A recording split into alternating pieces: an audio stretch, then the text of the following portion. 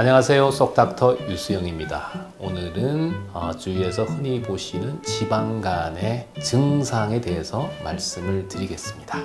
간은 원래가 신경세포가 없어요. 그래서 간에 심각한 질환이 생기거나 심지어는 간암이 생겨도 간이 아파서 병원에 오시는 분들은 드뭅니다. 하지만 간을 둘러싸고 있는 얇은 막에는 신경세포가 있어요. 그래서 간세포 내에 지방이 자꾸 쌓이게 되면 간이 이렇게 커지겠죠.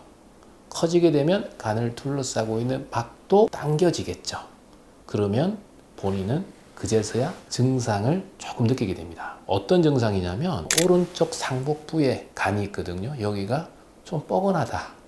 아니면 뭔가 안에 어떤 물질 등으로 인해서 뭔가 꽉 찬 것 같다. 이런 정도예요. 하지만 이런 증상을 호소하시면서 병원에 오는 분은 소수입니다. 많지가 않습니다. 이런 증상까지 호소하면서 오시는 분들이라면 초음파를 해보면 지방간이 상당히 고도인 경우가 많습니다. 즉 대부분은 아무 증상 없이 지방간이 우연히 진단되는데요. 그러면 지방간은 어떻게 진단이 되는 걸까요? 흔히들 요즘 건강검진 많이 하시고요. 국가에서도 혈액검사를 한 번씩 실시하게 되지 않습니까? 건강검진이나 국가에서 하는 검진상에서 보면은 혈액검사상에 AST, ALT 또는 GOT, GPT라고 부르는 물질들이 있는데요. 이것은 간의 기능을 알려주는 수치입니다. 또는 간의 염증 수치라고 하는데요. 남자는 보통 40 이하, 여자는 30 이하를 정상으로 보는데 지방간이 있는 분들은 대부분 이 수치가 약하게 올라가 있습니다. 예를 들어서 50에서 60 또는 70에서 80 이렇게 2배까지는 아니지만 조금 올라가서 지방간이 있지 않을까라고 의심되어서 오시는 분들이 많거든요. 또 하나의 수치는 감마 GTP라고 하는 수치입니다. 감마 GTP는 담즙이 흘러가는 길인 담도에 질환이 있음을 시사하는 하나의 지표이기도 한데요. 지방간이 있으면 이 감마 GTP가 상승을 하게 됩니다. 이 감마 GTP는 또 술을 마셔도 많이 올라가요. 그래서 술을 마셔서 오는 지방간이나 살이 쪄서 오는 지방간 둘 다 상승이 가능합니다. 그래서 전형적인 지방간의 혈액 수치는 간의 염증 수치인 AST, ALT가 약간 증가되어 있고 감마 GDP가 올라가 있는 경우가 흔합니다. 이 AST, ALT는 한 2배 정도 올라가는 게 가장 흔하지만 어떤 분들은 5배, 6배, 심지어는 10배까지 올라가는 것도 가능해요. 자, 아까 간 기능 수치는 말씀드렸잖아요. 지방간은 대부분 성인병을 많이 동반하거든요. 그래서 이런 분들은 혈액 검사를 보면 간 기능 수치 외에 공복 혈당이 높다거나 아니면 공복 혈당은 정상이지만 3개월간의 당뇨의 평균치인 당화 혈색소가 당뇨 전 단계인 분들이 꽤 많습니다. 또 고지혈증, 이상지질혈증을 동반하는 경우도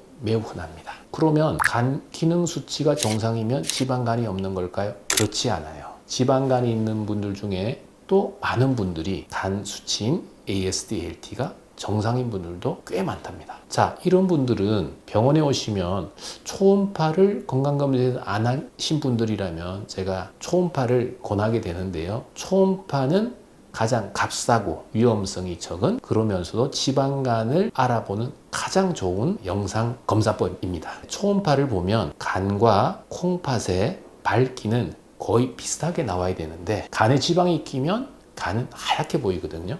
하지만 콩팥에는 기름이 잘 끼지가 않아요. 그래서 콩팥 색깔은 약간 검게 보이는데 간은 지방이 끼니까 상대적으로 하얗게 보여서 이분은 지방간이 있구나 이렇게 생각을 하게 됩니다. 초음파로는 지방간의 정도를 또 밝혀낼 수가 있어요. 가벼운 지방간, 중간 정도의 지방간, 또 심한 지방간을 밝혀낼 수가 있어요. 가벼운 지방간은 콩팥에 비해서 밝기가 조금 증가된 경우예요. 하지만 간 안에 혈관은 잘 보인답니다. 중등도가 되면 간 내 혈관이 조금 안 보이기 시작해요. 안개 낀 가로등 길처럼 안개가 끼우면 길이 잘 보이지 않지 않습니까? 원래는 길은 있는데 안개 끼어서 보이지 않는 것처럼 뿌옇게 보여요. 고도가 되면은 아예 혈관이 보이지가 않아요. 어디까지가 간인지를 잘 모를 정도로 간은 그냥 뿌옇게만 보입니다. 심지어는 횡격막도 초음파상에서 보이지가 않습니다. 이렇게 초음파는 값싸면서도 방사선 노출을 걱정 안 해도 되는 가장 안전하고도 확실한 지방간 진단법입니다. 초음파 외에 복부 CT를 통해서도 지방간을 진단할 수가 있습니다. 아까 초음파는 간에 지방이 끼면 밝게 보인다 그랬잖아요. CT는 그 반대입니다. CT는 간에 지방이 끼면 주변 장기에 비해서 검게 보여요.